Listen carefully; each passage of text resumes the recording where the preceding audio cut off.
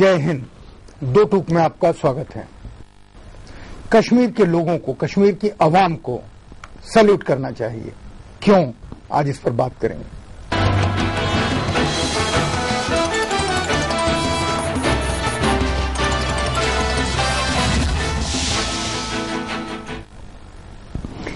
कश्मीर में किस तरह की हवा बहनी शुरू हुई है, आज उस हवा के सुगंध को पहचानेंगे और साथ ही आपको बताएंगे कि कश्मीर को लेकर के भारत के भूतपूर्व प्रधानमंत्री और पाकिस्तान के भूतपूर्व प्रधानमंत्री, जब ये दोनों अपने अपने देशों के प्रधानमंत्री थे, तो इनके बीच क्या बातचीत हुई थी और चंद्रशेखर जी ने कैसे ये स्वीकार कर लिया था कि वो कश्मीर को पाकिस्तान को दे देंगे।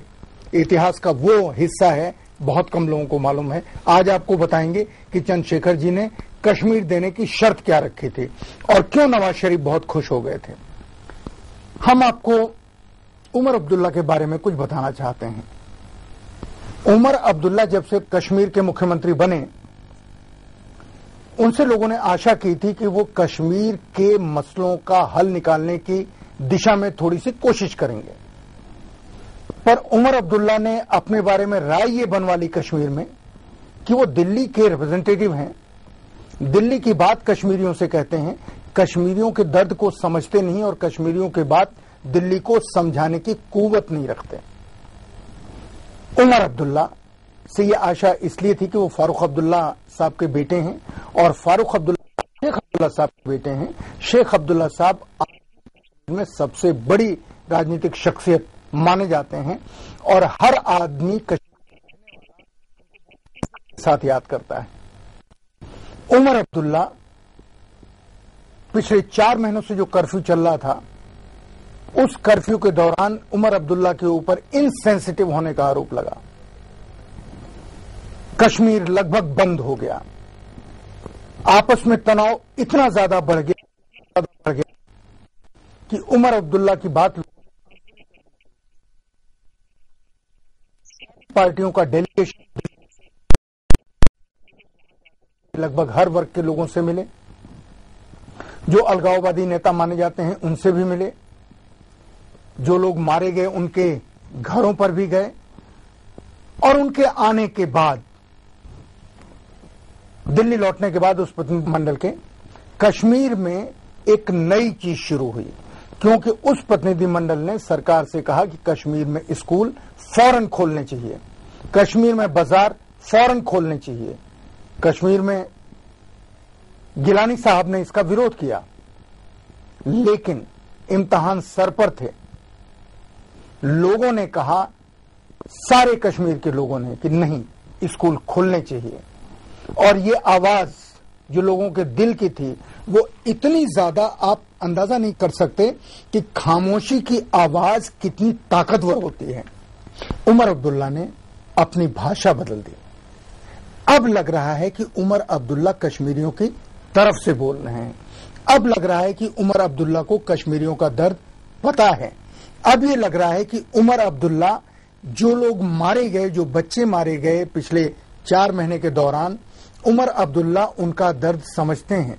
और अब ऐसा लग रहा है कि उमर अब्दुल्ला को भी ये पता चल गया है कि जिस समझौते के तहत कश्मीर का हिंदुस्तान में विलय हुआ था, भारत में विलय हुआ था, उस समझौते की कुछ शर्तों को लागू करवाना बहुत जरूरी है। पर घाटी का माहौल तो बदला है। लोगों ने अपनी खामोशी सरकार को और अलगाववादियों को बतला दी है और यह भी बताया है कि कश्मीर की जनता अब ज्यादा दिनों तक घुटन में नहीं रहेगी। पर यह समझना चाहिए कि सरकार और हुर्रियत ने पिछले कुछ दिनों में किया क्या और जो किया उसका असर क्या हुआ, लोगों ने उसको लिया किस तरह से।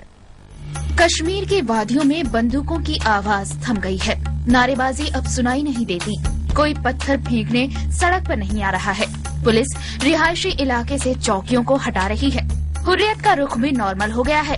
सबसे महत्वपूर्ण बात जो तमाम बैठकों से निकलकर आई, वो सरकार की तरफ से ही हुआ है। मरने वालों के जितने परिवारजनों को मुआवजे की घोषणा हुई, वो पहले से ज्यादा तय की गई है। इसके अलावा उमर साहब ने बहुत ही अच्छा शोक संदेश दिया है। पिछले दिनों जितने भी लोग मरे हैं उन्हें शहीद करार दिया है और ये भी कहा है कि मेरे दिल के टुकड़े हो गए हैं। ये भी कहा है कि मेरे कंधे पर बंदूक है लेकिन ट्रिगर किसी और के हाथ में है। यूँ कहें कि मुख्यमंत्री उमर अब्दुल्ला ने नैतिक जिम्मेदारी ले ली है। कश्मीर की जनता में इसका बहुत प्रभाव हुआ है। कुछ दिन पहले तक जिस मुख्यमंत्री को लोग कोस रहे थे वे अचानक उनके हमदर्द बनकर उभर आए हैं। जहां तक बात पीडीपी की है तो उन्होंने इस वजह से बॉयकॉट कर रखा है कि जितने भी चिन्हित गनमैन हैं जिनकी गोलियों से लोगों की जान गई है उनके खिलाफ सरकार सख्त से सख्त एक्शन ले। सरकार ने अपनी तरफ से कार्रवाई तेज कर दी है। कई पुलिस वालों के खिलाफ एक्शन लिया गया है। कुछ थानेदारों को सस्पेंड भी कर दिया गया है। कई चार्जशीट दर्ज हुई है। कुछ के खिलाफ एफआईआर हुआ है। कश्मीर के हालात बेहतर होने से सरकार को राहत मिली है क्योंकि पुलिस के हाथों लोगों की मौत का सिलसिला थम गया है। हालांकि रोज ही कर्फ्यू होते हैं और रोज ही शाम को छूट भी मिल रही है। अच्छी बात यह है कि कर्फ्यू की ढील में कोई घटना नहीं होती, सब शांत रहता है। सरकार भी अपनी तरफ से हर संभव प्रयास कर रही है ताकि लोगों की नाराजगी खत्म हो जाए। उन फैमिली को जिनके लड़के मारे गए हैं उन्हें सरकार मुआवजा देगी। दूसरा, जो सरकार शिक्षा संस्थानों को सुचारू रूप से चलाने के लिए प्रयास कर रही है। ये एक बदलाव है जो कश्मीर में देखने को मिला है। इससे यही लगता है कि सरकार भी चाहती है कि शांति बहाल हो ताकि लोगों की जिंदगी हल्की सी नॉर्मल हो सके। जैसे कि शाम को जब ढील दी जाती है उसमें एकदम से सब कुछ नॉर्मल हो जाता है। बाजार, ट्रांसपोर्ट, माहौल सारा नॉर्मल हो जाता है। वैसे आहिस्ता आहिस्ता लोग खुद ही हड़ताल की कॉल को तोड़ रहे हैं। चोरी छुपे दुकानें भी खोल रहे हैं। इस वक्त तीनों पक्षों ने ये मेंटेन किया है कि कोई भी एजेंसी इसमें डिस्टर्ब न करे। हुर्रियत सरकार के कर्फ्यू पर टिप्पणी नहीं कर रहा है। सरकार हुर्रियत के कैलेंडर पर ज्यादा छींटाकसी नहीं कर रहा है और आम लोग दोनों ही चीजों का फायदा उठा रहे हैं। रिलैक्सेशन जो सरकार की तरफ से मिल रही है उसका भी और हुर्रियत की तरफ से जो मिल रही है उसका भी, जिससे मालूम पड़ता है कि आम आदमी किसी न किसी बहाने ये चाहते हैं कि हालात ठंडे हो जाएं, दोनों ही पार्टी न्यूट्रल हो जाए। वहीं सरकार भी कर्फ्यू रख रहे हैं लेकिन बड़ा नरम सा कर्फ्यू है। कोई बयानबाजी नहीं कर रहा है, गिरफ्तारी नहीं हो रही है, पुलिस ऑपरेशन भी बंद कर दिए गए हैं, ट्रांसफर्स रोक दिए गए हैं। किसी भी तरह लोगों को परेशान नहीं किया जा रहा है। सरकार के साथ साथ हुर्रियत भी वक्त काटना चाहती है क्योंकि जाड़े के वक्त घाटी बाकी इलाकों से कट जाता है। हुर्रियत के लिए भी इस बार का मामला कुछ ज्यादा ही खिंच गया है। हुर्रियत के नेता भी बयानबाजी से बच रहे हैं। वे भी अब मामले को ठंडा करने में लगे हैं। हुर्रियत समझ गया है कि इस वक्त की अभी समाज की डिमांड कुछ और है। लोगों का जो मूड है उससे यही लगता है कि उनकी एक हरकत से लोग नाराज न हो जाएं। किसी भी राजनीतिक दल को कश्मीर का माहौल बिगाड़ने की इजाजत नहीं देनी चाहिए और मुझे लगता है कि कश्मीर के लोग जिन्होंने पिछले 15 दिनों में एक सार्थक हस्तक्षेप किया वो किसी भी राजनीतिक दल को साख बिगाड़ने की इजाजत नहीं देंगे। एक ब्रेक लेंगे और ब्रेक के बाद आपको बताएंगे एक नायाब स्थिति, सिचुएशन, कि किस तरह कश्मीर की जनता ने एक तरफ मुख्यमंत्री की साख बचाई जब हम और आप बात कर रहे हैं तब, और दूसरी तरफ हुर्रियत की भी साख बचाई। दोनों को फेस सेविंग का मौका दिया और पहली बार मैंने देखा और मैं आपको बताना चाहता हूं कि जनता ने किस तरह से सार्थक हस्तक्षेप कश्मीर में किया। आज आपको घाटी का एक छोटा सा हिस्सा बताता हूं।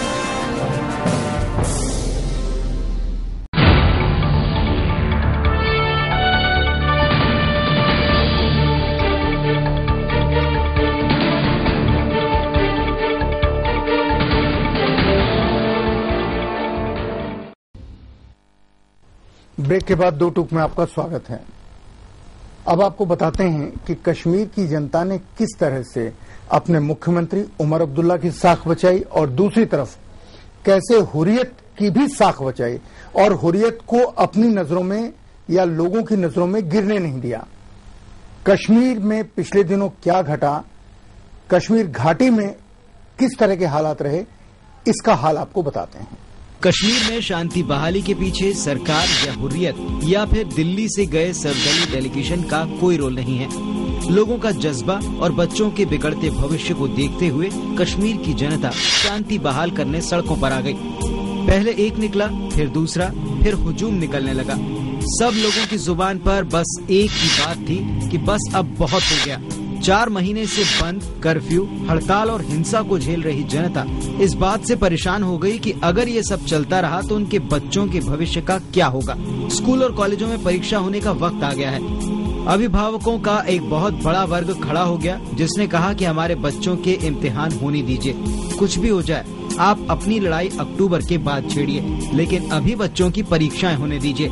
ये परीक्षाओं का समय काफी वरदान साबित हुआ है। हुर्रियत ने स्कूल बहिष्कार किया था और आप अपने बच्चों को अगर भेजेंगे तो अपनी रिस्क पर भेजेंगे। इससे अभिभावक डर गए। अगर इसकी वजह से परीक्षा नहीं हो सकी तो सारे बच्चों को भारी नुकसान होगा।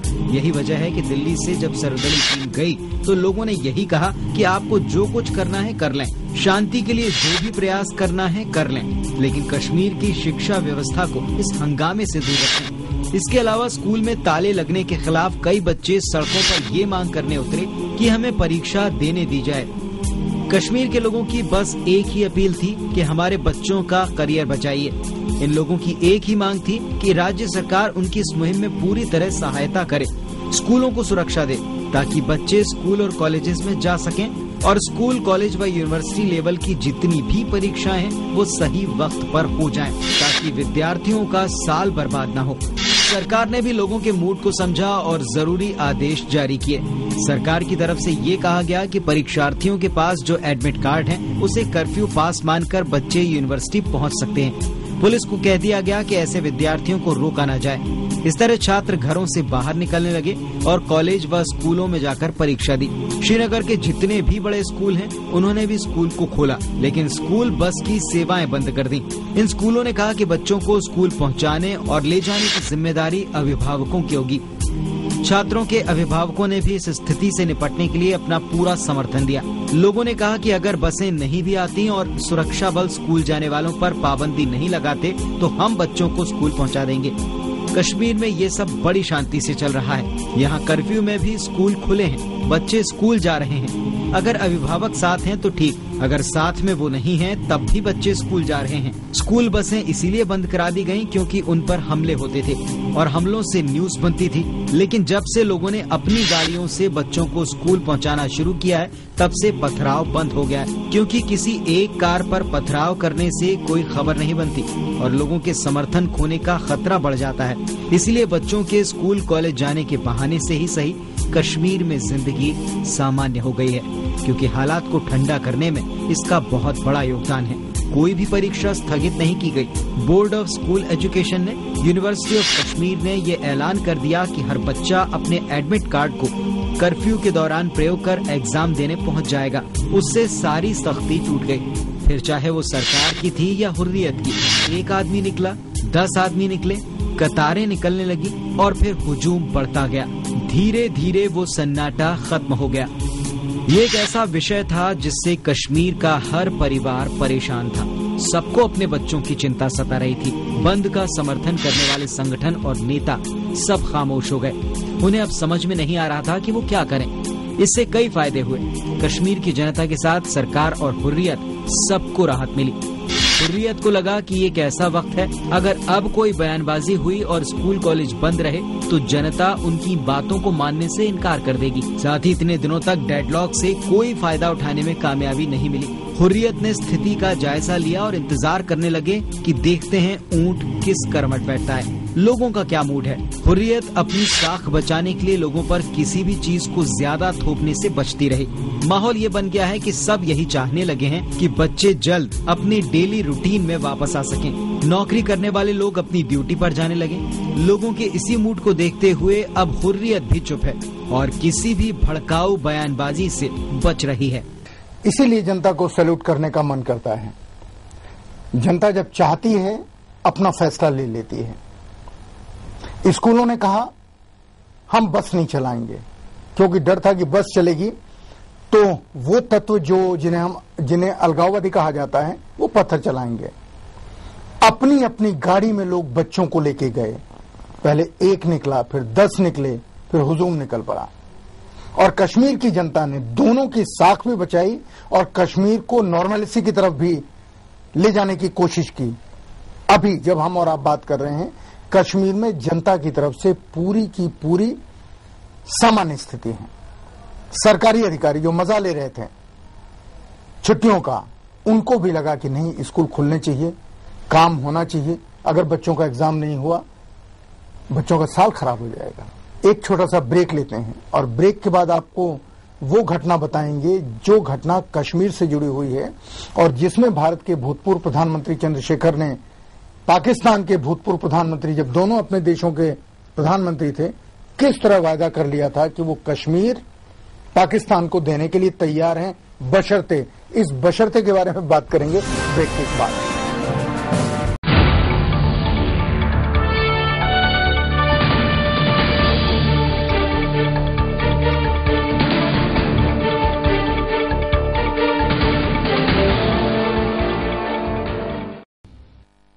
ब्रेक के बाद दो टूक में आपका स्वागत है। दरअसल ये वक्त जब कश्मीर के लोग शांति के साथ सड़कों पर निकल रहे हैं, बच्चे इम्तिहान दे रहे हैं, हुर्रियत खामोश है, सरकार कुछ करने की कोशिश कर रही है और उमर अब्दुल्ला कश्मीरियों की तरफ से कश्मीर के दर्द को दिल्ली को बताने की कोशिश कर रहे हैं। तो ये दिल्ली की सरकार के लिए एक अवसर है, एक अपॉर्चुनिटी है।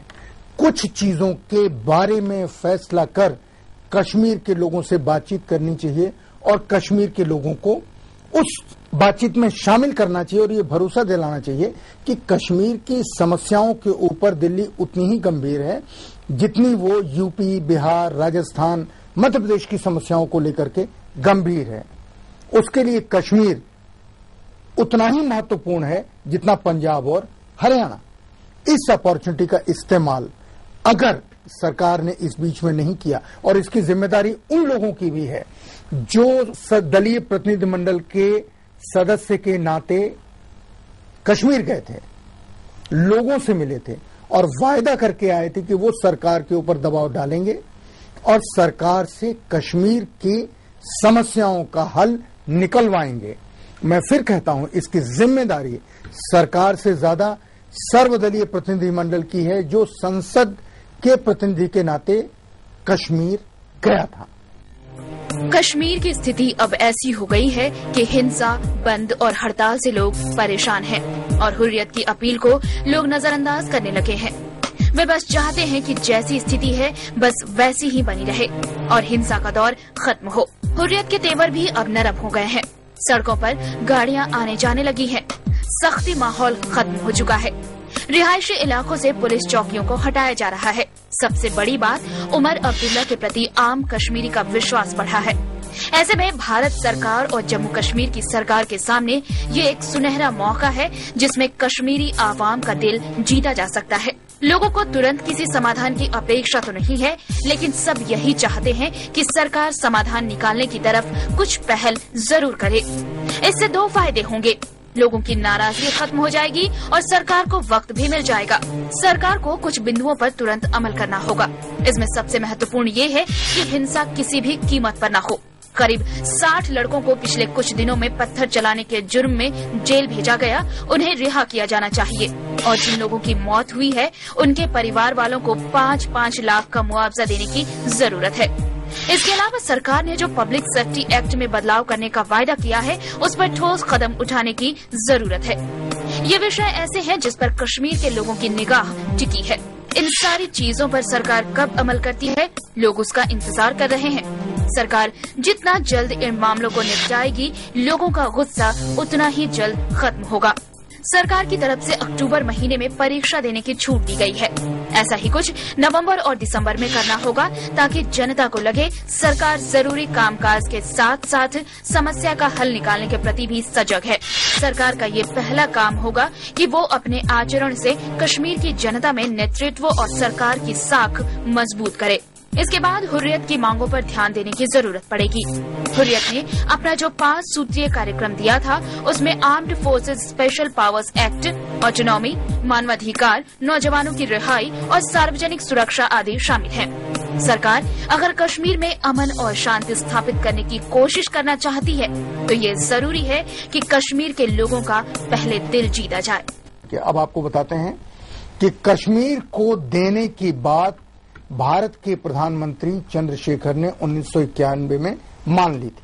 मालदीव में चंद्रशेखर जी प्रधानमंत्री बने और वहां पर कॉमनवेल्थ देशों के प्रधानमंत्रियों का सम्मेलन होने वाला था। चंद्रशेखर जी सीधे यहां से मालदीव चले गए। वहां भाषण देने के बाद जैसे ही वो नीचे उतरे, नवाज शरीफ साहब खड़े थे। नवाज शरीफ को देखते ही चंद्रशेखर जी ने कहा, भाई बहुत आप परेशान करते हैं। नवाज शरीफ ने कहा, चंद्रशेखर जी अगर हम परेशान करते हैं तो परेशानी की वजह दूर कर दीजिए। चंद्रशेखर जी ने कहा, क्या वजह है? ये मंच पे खड़े होकर बात हो रही है। नवाज शरीफ साहब ने कहा कि कश्मीर है परेशानी की वजह, वो हमको दे दीजिए।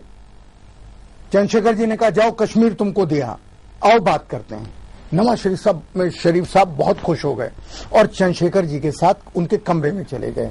चंद्रशेखर जी ने कहा, नवाज शरीफ साहब आप कश्मीर ले जाइए, लेकिन कश्मीर के साथ आपको इस देश के 15 करोड़ मुसलमानों को भी ले जाना पड़ेगा। नवाज शरीफ चौंके, कहने लगे क्यों? कहने लगे इसलिए क्योंकि कश्मीर लेने के पीछे आपका तर्क यही है ना कि कश्मीर में 80% से ज्यादा मुसलमान हैं, आप संख्या मुसलमानों की ज्यादा है और आप कहते हैं कि उनको पाकिस्तान में मिलना चाहिए। हाँ, ये तो मैं कहता हूं, नवाज शरीफ साहब ने कहा। तो उन्होंने कहा हिंदुस्तान में 15 करोड़ मुसलमान रहते हैं कश्मीर के अलावा, और वो सब ज्यादातर हिंदुस्तान के गांव में हैं और हर गांव में मुसलमानों के घर 5, 10, 15 हैं। उनकी संख्या 50, 100, 150, 200 है ज्यादातर गांव में। तो वहां पर भी यही सिद्धांत फिर लागू होगा। और हमारे यहां लोग ऐसे हैं जो कहेंगे कि जो सिद्धांत कश्मीर में लागू हो रहा है वो इन गांव में क्यों नहीं होता है, और तब गांव-गांव से वो लोग निकाले जाएंगे और हम कहेंगे कि नहीं, हम इनको नहीं निकलने देंगे। तो जो हमारे यहाँ की सांप्रदायिक ताकतें हैं वो गांव-गांव में दंगे करा देंगे और मैं उनको नहीं बचा पाऊंगा। नवाज शरीफ साहब आश्चर्य से चंद्रशेखर जी की तरफ देखते रहे। चंद्रशेखर जी ने कहा, नवाज शरीफ साहब कश्मीर हमारे लिए जमीन का टुकड़ा नहीं है, कश्मीर हमारे लिए सेकुलरिज्म का सवाल है, हिंदुस्तान के सेकुलरिज्म का सवाल है। अगर हम हिंदुस्तान के गांव में जिस तरह मुसलमानों के साथ प्यार मोहब्बत भाईचारा के साथ रहते हैं और उनको हम सुरक्षा की गारंटी देते हैं, वही कश्मीर के साथ है। कश्मीर में अगर सेकुलरिज्म फेल होगा तो पूरे हिंदुस्तान में फेल होगा। नवाज शरीफ साहब ने कहा कि चंद्रशेखर जी, नवाज शरीफ साहब आज जिंदा हैं, उनसे इस घटना की तस्दीक की जा सकती है। नवाज शरीफ साहब ने कहा, चंद्रशेखर जी आज से न मैं कश्मीर का सवाल उठाऊंगा न आप उठाइए। चंद्रशेखर जी ने कहा, ठीक है, नहीं उठाते।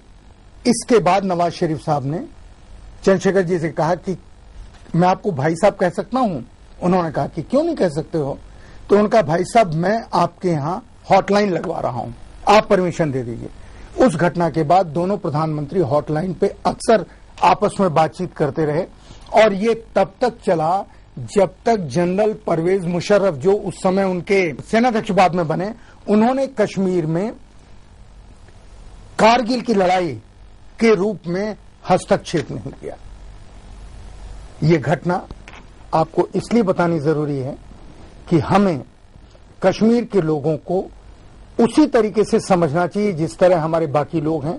सरकार को उसी तरीके से कश्मीर को हैंडल करना चाहिए जिस तरह दूसरों को कर रहे हैं, और कश्मीर के लोगों को इन सारी बहस में शामिल करना चाहिए कि अगर कुछ चीजें लागू होती हैं तो उनका क्या क्या असर देश के ऊपर, लोगों के ऊपर, विभिन्न समूहों के ऊपर पड़ सकता है। हम जो कहते हैं सच कहते हैं, दो टूक कहते हैं। जय हिंद।